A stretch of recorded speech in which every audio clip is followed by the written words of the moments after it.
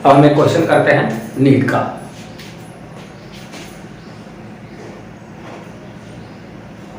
Which of the following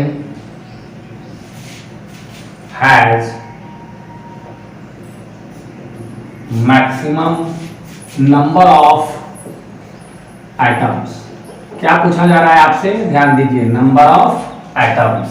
तो पहले planning क्या होगा, पहले मोल से फिर एवोगाड्रो नंबर से गुना करेंगे, मोल से चले जाएंगे काउंट पे। चलिए देखते ऑप्शन देखते हैं क्या क्या है। A number 32 gram oxygen, B number 85 gram NH3, C number 22 gram CO2 और डी नंबर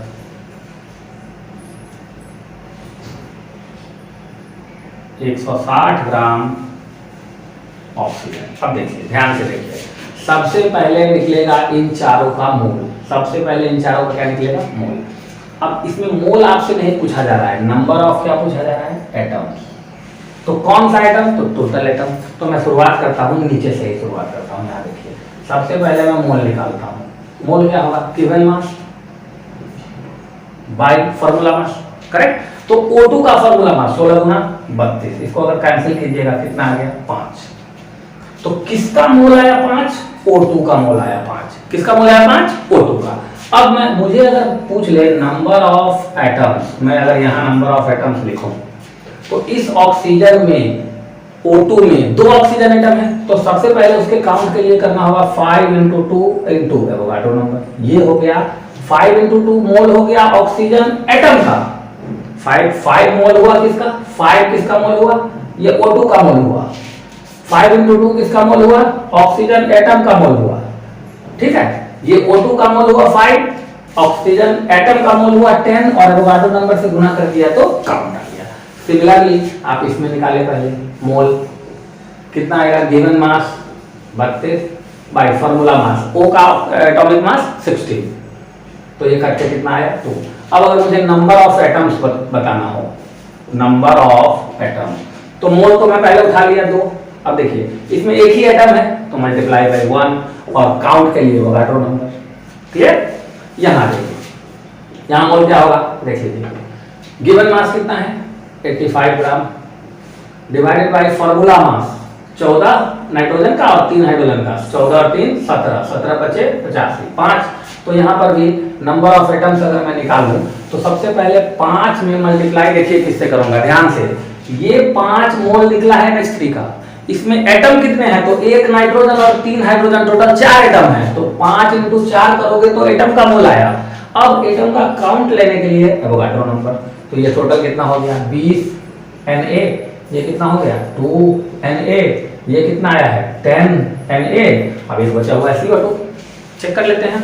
चलिए सबसे पहले निकाल लीजिए मोल, गिवन मास 22 ग्राम यहाँ दिया हुआ है, फॉर्मूला मास कार्बन का 12 और ऑक्सीजन का 16 गुना 32, 32 + 12 कितना हो गया 44, तो 44 हो गया, तो ये आ गया 1/2, है ना। अब अगर मैं निकालूं इसके बाद नंबर ऑफ एटम्स, तो देखिए कैसे निकलेगा, 1/2 तो मोल निकला है CO2 का, इसमें कितने एटम है ढूंढ लो, 2 ऑक्सीजन और 1 कार्बन, 3, तो हो गया × 3 × एवोगाड्रो नंबर। इसको मल्टीप्लाई कीजिए 1.5 एवोगाड्रो नंबर। अब आपको पूछा क्या किया है, वहां देख लीजिए, मैक्सिमम नंबर ऑफ एटम, ये 2, ये 20, ये 1.5, ये 10, answer correct answer is B.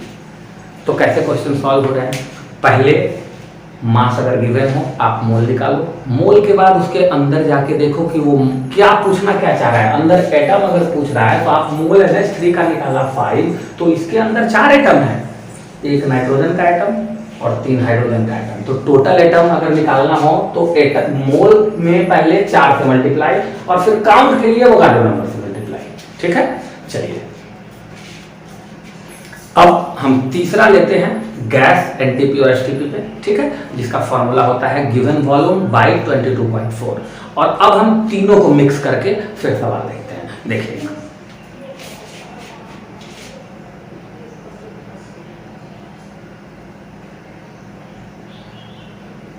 56 litre of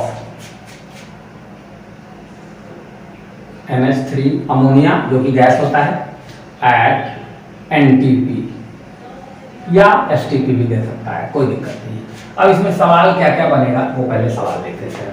देख लेते हैं क्वेश्चंस क्या क्या बनेंगे इसमें। सबसे पहला क्वेश्चन डैश मोल NH3, next question dash mole nitrogen atom, next question dash मोल hydrogen atom, next question dash molecule. Confuse नहीं होना है, मोल एक यूनिट है, मॉलिक्यूल एक स्पीसीज है केमिस्ट्री का। मोल एक यूनिट है, मॉलिक्यूल एक स्पीसीज है। केमिस्ट्री में 3 ही स्पीसीज होते हैं, एटम्स, मॉलिक्यूल्स और आयंस, चौथा कुछ नहीं होता है। तो मॉलिक्यूल मतलब आपसे काउंट पूछा जा रहा है, मॉलिक्यूल्स ऑफ NH3 ये पूछ ले, डैश एटम्स ऑफ हाइड्रोजन ये पूछ ले, डैश ग्राम NH3।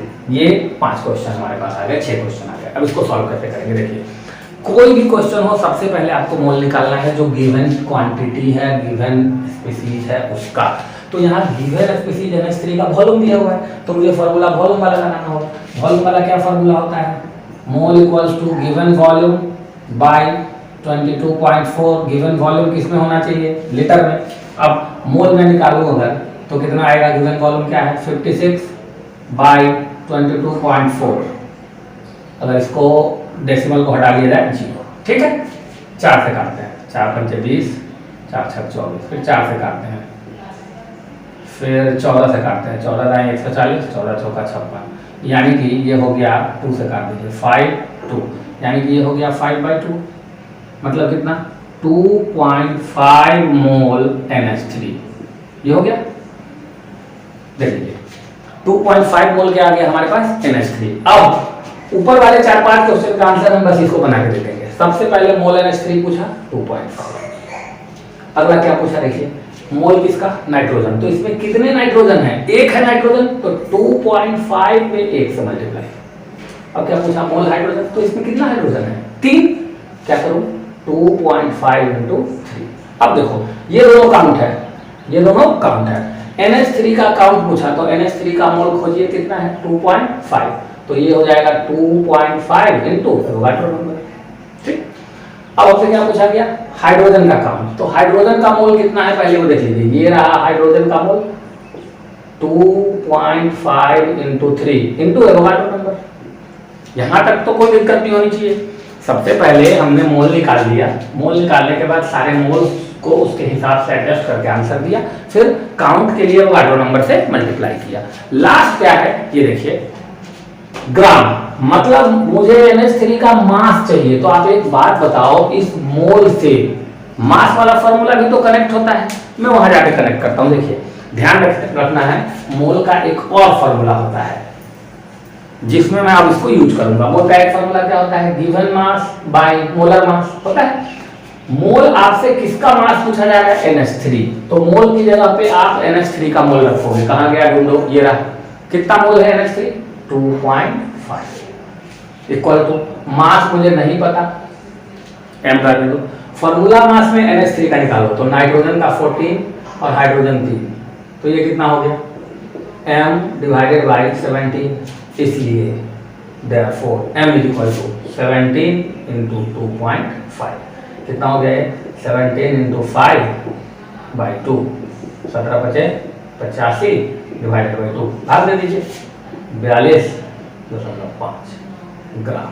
तो यहाँ क्या आ जाएगा आंसर, फाइनल का आंसर क्या हो गया 42.5 ग्राम। तो बेसिक है, अगर आप कंसेप्ट को अच्छे से समझ लेते हैं तो एकदम आसानी से क्वेश्चन को कितना भी घुमा ले पूछने वाला आप बना सकते हैं। चलिए क्वेश्चन हम लोग और कर लेते हैं जिसमें आयंस के काउंट पे अभी तक हमने क्या क्या पढ़ा देख लीजिए ध्यान से। मोल को मास से कैसे निकाले, मोल निकालने के बाद एटम्स का काउंट कैसे निर्धारित करें, मॉलिक्यूल का काउंट कैसे निर्धारित करें, मोल को वॉल्यूम से कैसे निकालें, वॉल्यूम दिया हो तो मास में कैसे कन्वर्ट करें। तो सबका मेन पॉइंट है मोल। मोल अगर आप निकाल लिए तो वहां से आप कहीं भी जा सकते हैं। मोल मीटिंग पॉइंट है वॉल्यूम वाले तरीके का भी, काउंट का भी और मास का भी। तो अब हमने एटम्स और मॉलिक्यूल तो देखा, एक एग्जांपल हम आयंस का देख लेते हैं। आइए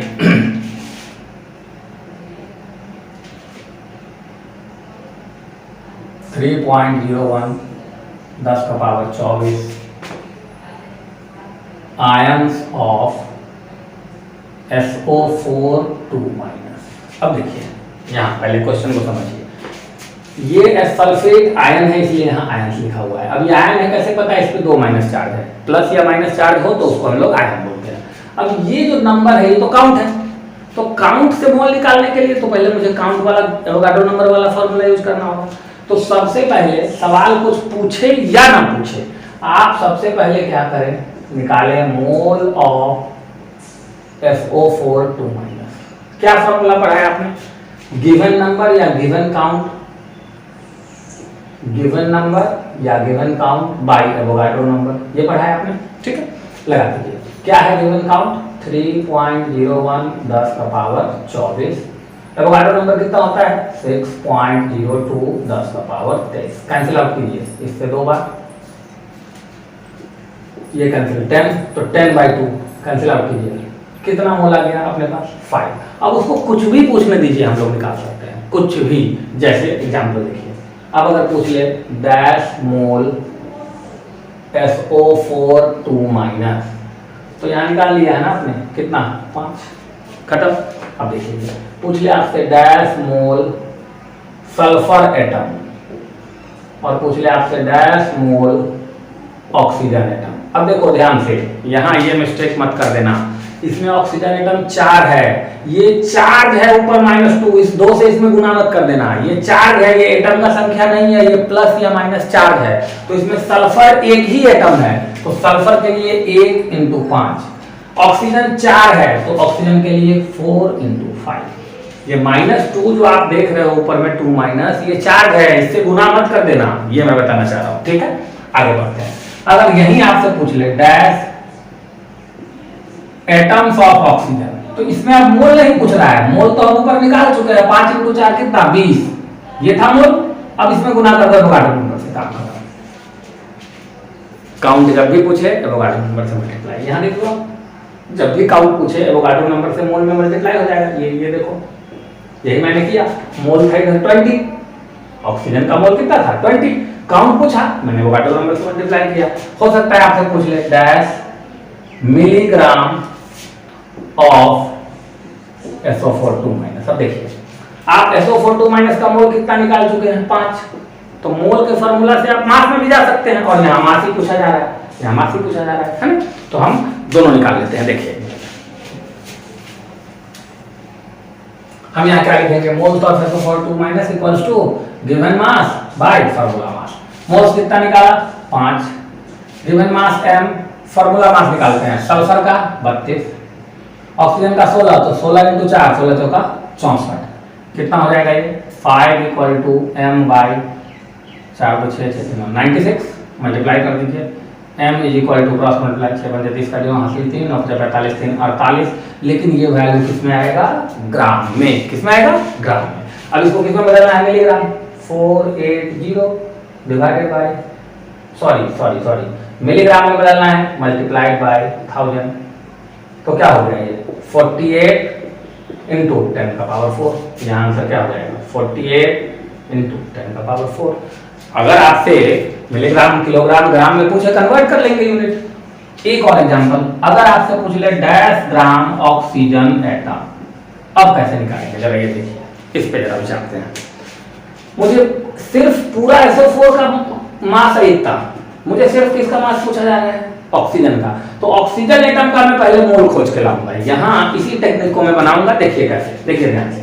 मैं यहाँ क्या लिखने वाला हूँ, मोल्स ऑफ, जो पूछा जाए उसका, क्या पूछा गया है, पूछा क्या गया है आपको, मोल्स ऑफ ऑक्सीजन एटम, ये पूछा गया है ना, ऑक्सीजन एटम का ही मास आपको पूछा गया है, तो मोल ऑक्सीजन एटम का लेंगे। अब खोजिए इसमें ऑक्सीजन एटम का मोल आपने निकाला है, कितना निकाला है मोल, ये रहा 20, तो यहाँ क्या लिखोगे 20, गिवन मास m, फॉर्मूला मास, ऑक्सीजन एटम का लेना है, O2 का नहीं, ऑक्सीजन एटम का, तो ऑक्सीजन एटम का फॉर्मूला मास कितना होता है 16, ऑक्सीजन एटम का फॉर्मूला मास कितना होता है 16, देखो ऑक्सीजन एटम का मोल कितना है 20, आपसे ऑक्सीजन एटम का मास पूछा जा रहा है तो ऑक्सीजन एटम का मोल खोजो कितना है 20, और फार्मूला मास ऑक्सीजन एटम का क्या होगा m कितना होगा m 16 होगा।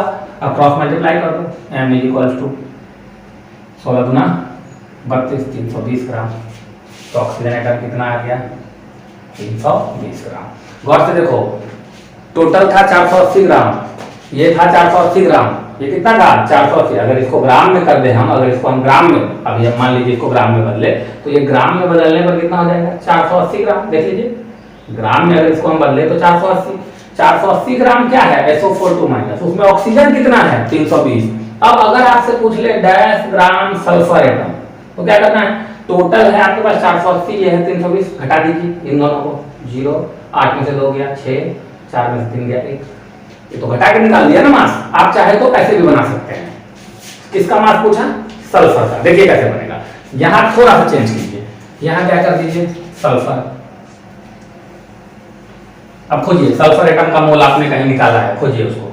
सल्फर एटम का मोल कितना है 5, गिवन मास m। सल्फर का फार्मूला मास कितना होता है 32, क्रॉस मल्टीप्लाई कीजिए तो जरा 15 वहां से ले 5 15 16 कितना ग्राम आ गया देखिए। तो इन दोनों को हम ऐड करेंगे तो हमको 480 आ जाएगा। तो ये था हमारा बेसिक्स ऑफ मोल कंसेप्ट में कैसे मोल निकाले, किन किन माध्यम से मोल निकाले। 3 तरीके से हमने निकाला, मास के द्वारा, काउंट के द्वारा, वॉल्यूम के द्वारा। काउंट में भी 3 याद रखना है आपको, एटम का काउंट, मॉलिक्यूल का काउंट, आयन का काउंट। और मोल है ये मीटिंग पॉइंट है, आपको कोई एक डेटा देगा और दूसरे डेटा में आपको कन्वर्ट करवाएगा। तो हमको कुछ भी पूछे हम पहले मोल निकालते हैं, फिर उसके अंदर क्वेश्चन को देख के एनालाइज करते हैं, हम सोचते हैं कि पूछा क्या जा रहा है, अकॉर्डिंगली हमारा जवाब होता है। ठीक है।